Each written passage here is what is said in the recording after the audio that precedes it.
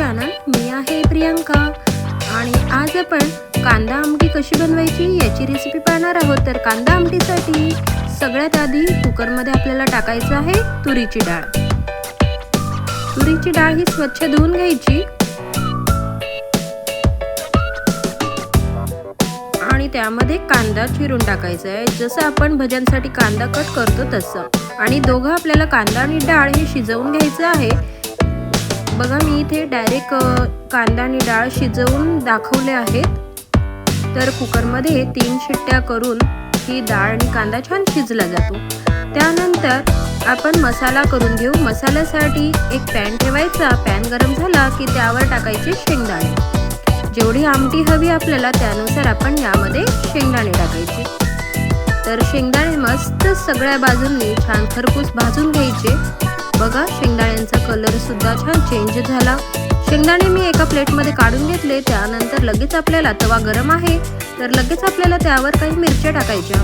मी ते हिरव्या 5-6 मिरच्या भाजून घेते आणि या मिरच्या सुद्धा आपल्याला सर्व बाजूंनी मस्त अशा भाजून घ्यायच्या आहे. मिरच्या पण मस्त भाजून झाल्या आहे.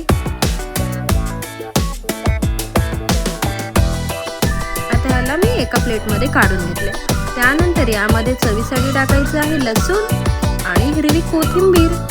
आता हे मस्त मिक्सरला बारीक करून घ्यायचं. बघा मी मस्त असं वाटण करून घेतलं आहे. आता भाजीला फोडणी द्यायची. त्यासाठी फोडणी देण्यासाठी आपल्याला लागेल तेल. तर एक कढई गरम करायला ठेवली. त्यामध्ये तेल गरम करायला ठेवलं. तेल मस्त थोडंसं असं गरम करून घ्यायचं आहे. तेल गरम झालं की लगेच त्यामध्ये मोहरी टाकायची.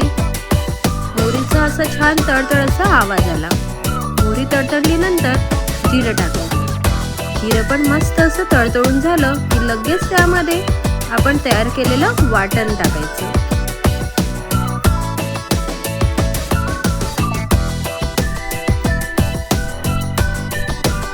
बघा मस्त वाटण सुद्धा छान बारीक झालेलं आहे. आणि आता हे मी या जिरं मोहरीमध्ये मिक्स करते. थोडी चिमूटभर हळद टाकायची आणि हे आपण छान मिक्स करून घेऊ.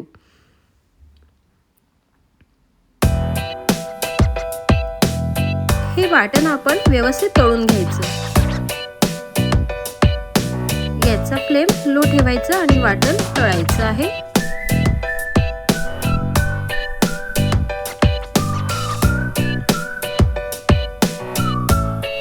मी इथे मस्त वाटण हे तळून घेतलं आहे.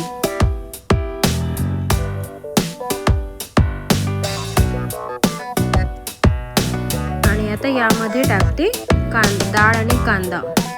शिजवून ठेवलेला डाळ आणि कांदा यामध्ये घालायचं आहे.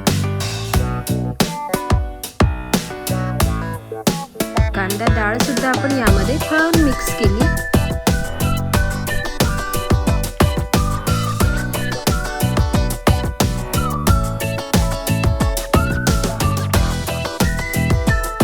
आमटी खूप छान लागते टेस्टला.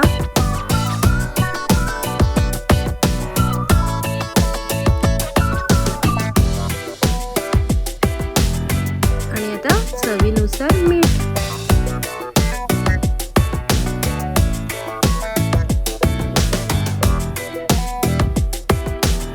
खूप मस्त. तुम्ही बघताय ना कलर बघा. आमटीचा कलर किती सुंदर आला आहे.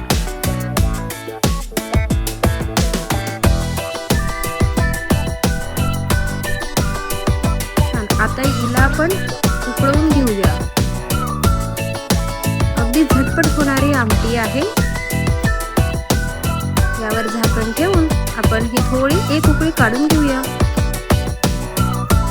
बघा आता आमटीला छान उकळी आलेली आहे.